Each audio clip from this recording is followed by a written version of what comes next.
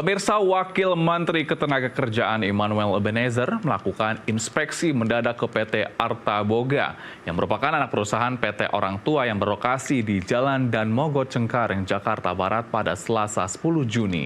Sidak dilakukan menyusul laporan sejumlah mantan pekerja yang mengaku ijazah mereka ditahan oleh perusahaan.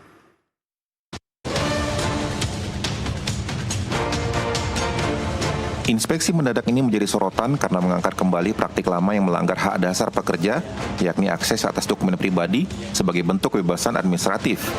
Dalam pernyataannya, Wamenaker menyebutkan bahwa sidak ini didasarkan atas aduan dari para mantan karyawan muda yang mengalami penahanan ijazah tanpa dasar hukum yang jelas. Wamenaker mengungkapkan bahwa PT Arta Boga kini telah mengeluarkan surat keputusan resmi yang membatalkan kebijakan tersebut dan menjamin bahwa para mantan pekerja dapat mengambil ijazah mereka tanpa diminta membayar sepeser pun. Meski perusahaan menyatakan telah menghentikan praktik penahanan ijazah, Wamenaker menegaskan bahwa apabila praktik tersebut masih terjadi, negara memiliki dasar hukum untuk mengambil tindakan. Pernyataan ini menjadi pengingat keras kepada perusahaan-perusahaan lain yang masih menggunakan penahanan ijazah sebagai bentuk kontrol terhadap karyawan. Praktek tersebut tidak hanya melanggar ketentuan ketenagakerjaan, tetapi juga berpotensi menjadi tindak pidana. Menurut kesaksian Rachel, seorang pekerja, ijazah ditahan dan diminta tebusan 25 juta. Rachel mengungkapkan bahwa ijazahnya ditahan sejak hari pertama masuk kerja sebagai manajemen trainee pada tahun 2021. Ia hanya bekerja selama 4 bulan karena tekanan kerja yang dirasakannya tidak manusiawi. Masalah semakin rumit ketika Rachel memutuskan keluar sebelum masa kontrak 1 tahun. Ia kemudian dikenai penalti sebesar 25 juta rupiah dan mendapat surat peringatan yang bahkan dikirim langsung ke rumahnya.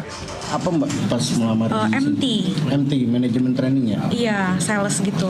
Berarti pas awal langsung ditahan ijazahnya atau gimana Mbak? Iya, langsung hari pertama kita masuk itu, kita langsung ditahan ijazah aslinya. Itu di perjanjian kontraknya ada tertulis nggak? Sempat tertulis nggak Mbak? Dikasih tahu secara lisan gitu? Iya, sebenarnya iya.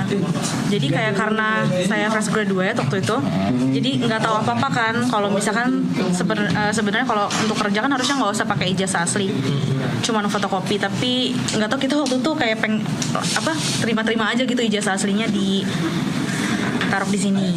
Nah Mbak, kalau boleh tahu setelah ijazahnya ditahan, terus Mbaknya diminta tebusan atau seperti apa Mbak?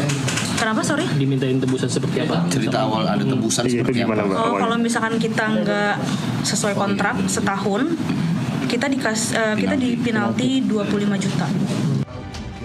Hal serupa juga dialami oleh Johannes. Ia menyebut banyak korban lain yang mengalami hal serupa dan baru berani bersuara setelah melihat kasus ini muncul.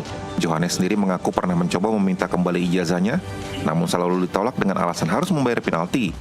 Iya, awalnya saya ngikutin di sosmed karena emang cukup banyak teman-teman kita di luar sana yang menyerukan itu Arta Boga, makanya saya bantu untuk up juga. Itu saya terima kasih oleh kepada Pak Wamen dan tim udah bisa hadir di sini bantu saya. Nah, ini sekarang sudah dikembalikan atau gimana Pak? Posisinya lagi dicari sih infonya ya. Apakah bayar, tetap bayar atau gimana? Infonya enggak, karena udah ada surat edaran. Okay. Mas, ini sebelumnya kan ditahan udah berapa lama? Sering ada dari Mas sendiri pengajuan untuk ngambil sendiri atau gimana Mas? Kalau saya sempat meminta, cuman memang ada kendala di peraturan penalti itu.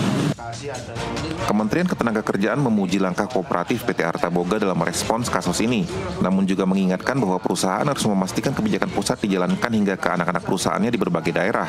Penahanan ijazah oleh perusahaan bukan hanya bertentangan dengan etika. Hal ini memperlihatkan lemahnya edukasi ketenagakerjaan di tingkat akar rumput serta kurangnya pengawasan dari pemerintah.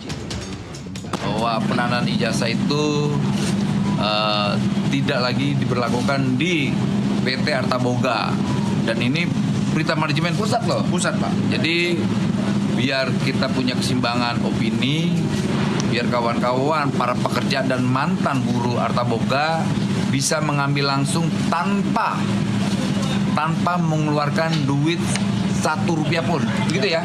Nah itu, karena kan laporan kawan-kawan yang ijazah ditahan ini, ketika ingin mengambil ijazahnya, katanya ya minta tebusan, tapi setelah kita sidak ternyata praktek itu tidak dibolehkan lagi, karena kalau seandainya perusahaan masih melakukan praktek penahanan ijazah, kita negara punya kewajiban melakukan tindakan hukum. Kedua, terkait penahanan ya, itu bisa dibilang KUHP-nya soal penggelapan. Nah, kalau minta tebusan itu kita bisa kenakan pidana pemerasan. Kasus PT Arta Boga menjadi contoh nyata bagaimana suara korban yang disuarakan melalui media sosial dapat mendorong pemerintah untuk bertindak. Namun sidak dan surat edaran saja tidak cukup. Diperlukan langkah sistematis termasuk audit ketenagakerjaan dan penegakan hukum agar praktik-praktik serupa benar-benar berhenti. Wamenaker Emmanuel Ebenezer telah menegaskan komitmen negara. Kini saatnya memastikan janji tersebut benar-benar dirasakan oleh para pekerja di seluruh Indonesia. Dari Jakarta, Rama Rifti Rahanu, jurnalis NTV melaporkan.